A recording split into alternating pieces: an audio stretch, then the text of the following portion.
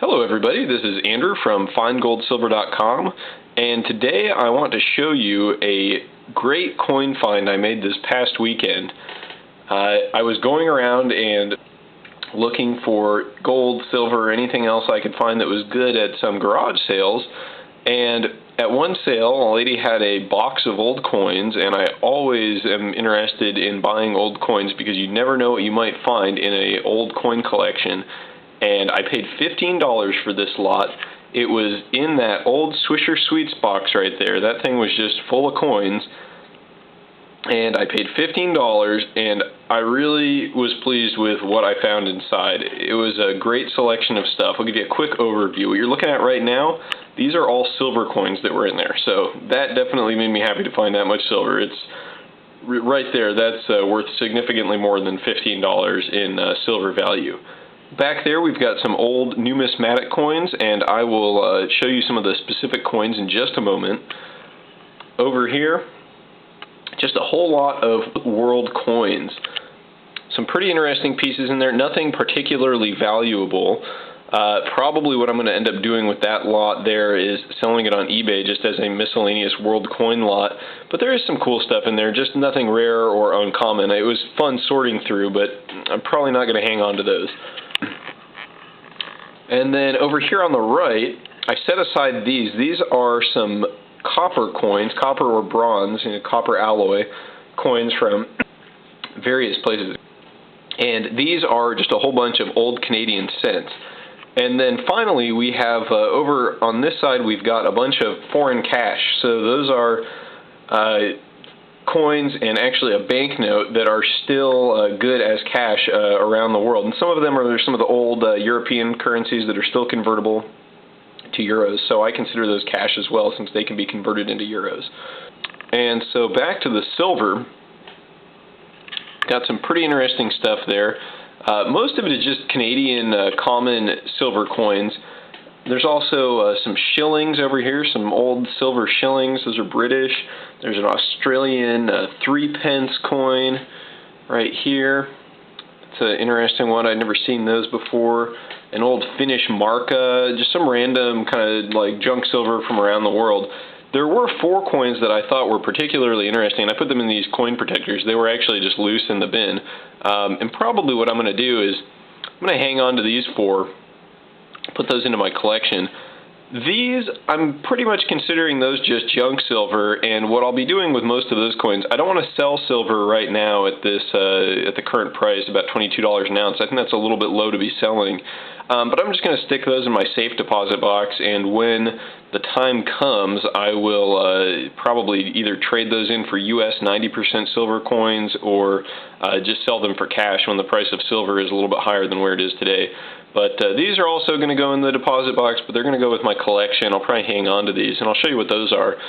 This is a 200 zloty Polish coin. I think I'm saying that correctly. I'm not 100% sure, though. And this is from 1974, so a more recent date for a silver coin, but I'll get the loop out here so you can kind of see that a little bit better, see a little detail on that coin. And it's got some writing. Of course, I can't read it. It's in Polish.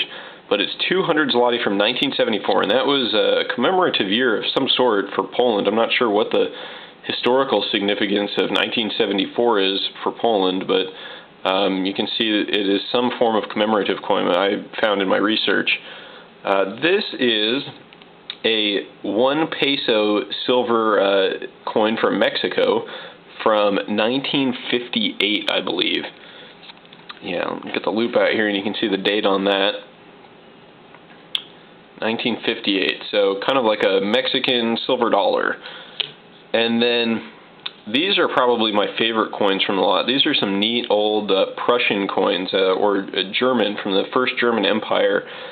This one it's called Zweimark, which I believe is worth 2 marks back then.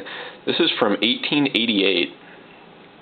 And it's in pretty good shape. This one is probably my favorite coin from the lot because it's old, it's silver, it's kind of a large denomination, just an interesting find. And then this is another Zweimark coin from Prussia. This is from 1901. Let's see, where is the date mark on this one? Here it is. 1901, you can see there. So also 2 marks from Prussia, or the old German Empire, and this one actually has Kaiser Wilhelm pictured on the face there. So those are pretty neat. But that's it for the silver. Moving on to the more interesting numismatic stuff. This is probably the most interesting coin I found as far as that goes, and this is a U.S. large cent from 1852, so that's pretty old. I think it's the oldest coin in the lot, and I thought that was a really neat coin to get, and it's actually in pretty good shape. I'm not really sure if I should be handling it like this, but I'll be putting that away soon enough. And let's see, what else do we have? There's another old U.S. cent. This is actually a 2-cent piece. It's an old U.S. coin from 1865. So another very old coin there in the lot. And we got an Indian head penny from 1903.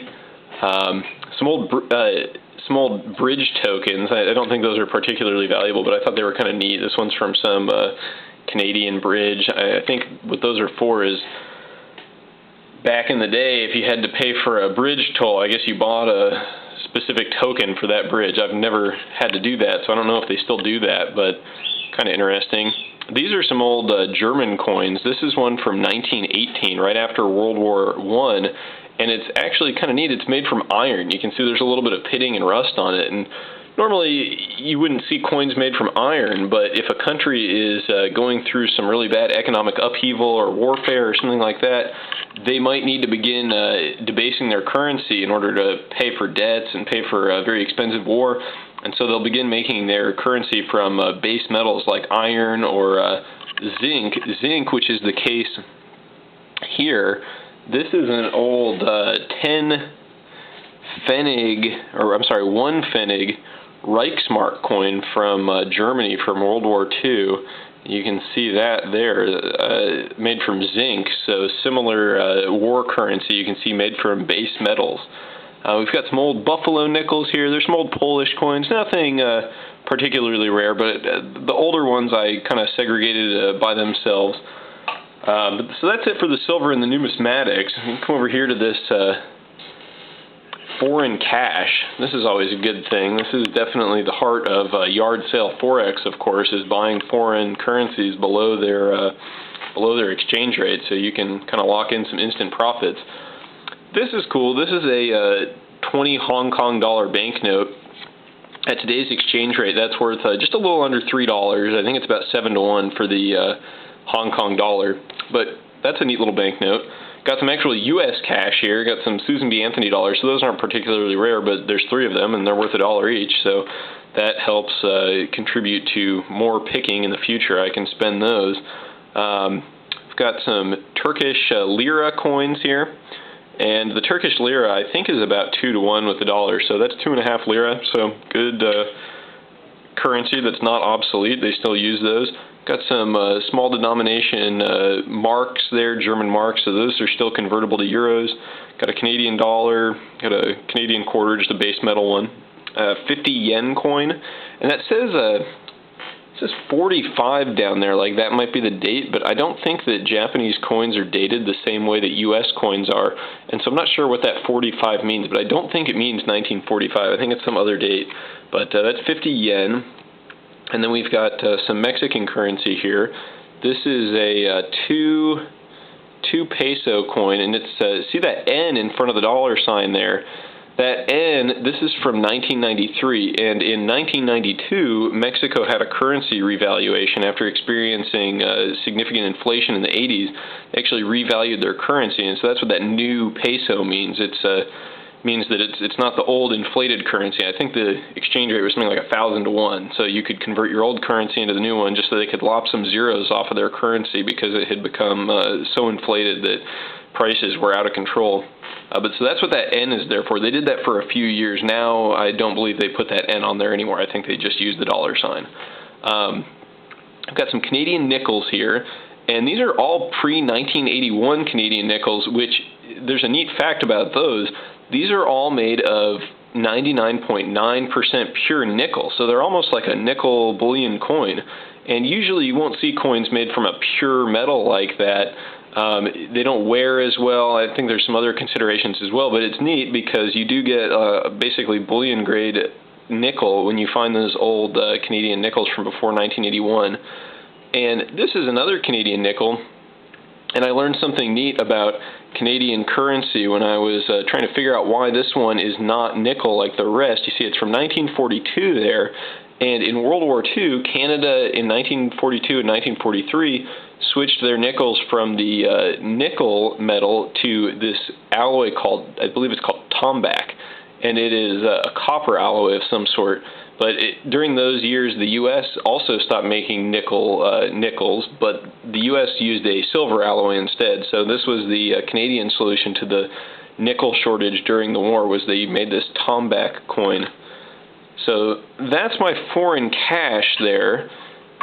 Finally, we've got these large cents in the background, and these are pretty cool. These aren't particularly rare or old or anything, but they're basically like copper bullion coins. They're copper or some alloy thereof. This is a 1939 penny from Britain, and you can see they have these very large pennies. I'll compare it to, this is a Canadian penny. It's roughly the size of a U.S. penny from today. And you can see the old British pennies are significantly larger.